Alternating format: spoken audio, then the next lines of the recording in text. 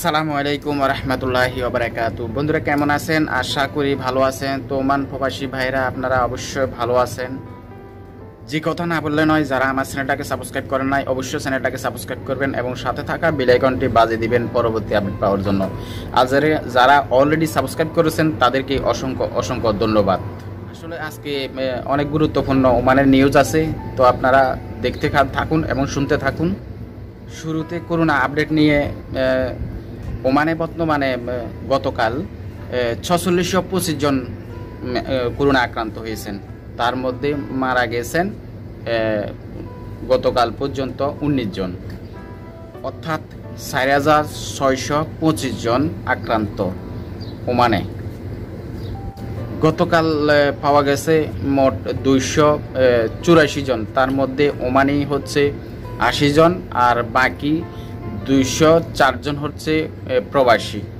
Supreme কমিটির পক্ষ থেকে জানানো হয়েছে যে ওমানে যদি লকডাউন কাজে না আসে কারফিউ জারি করবে, অর্থাৎ যেমন সৌদি আরব কারফিউ দিছে, কাতারে দিছে, এমন আবুধাবিতে দিছে, আপনার কুইতে দিছে। তো ওমানও কিন্তু কারফিউ জারি করতে পারে। সুপ্রিম কোর্টের কমিটির একটা বৈঠকে এই সিদ্ধান্ত হয়েছে।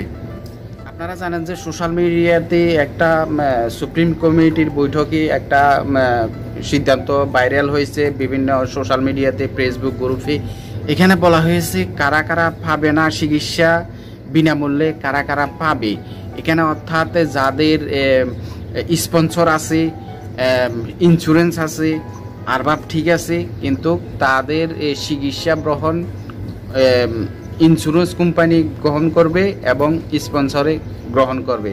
আর যাদের কেউ নাই, তো তারা অসুস্থ হলে, করোনা ভাইরাসে আক্রান্ত হলে সরকার, বর্তমানে ওমান সরকার এটা বহন করবে।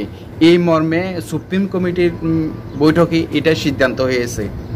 আক্রান্ত হয়েছেন, তার কোনো স্পন্সর নেই, তার কোনো ইন্স্যুরেন্স নেই, তে অসহায়, তাহলে এই টাকাগুলো কে বহন করবে? এটা মূলত বর্তমান ওমান সরকার এটা বহন করবে। এই মর্মে সুপ্রিম কমিটির একটা বৈঠকে সিদ্ধান্ত হয়েছে।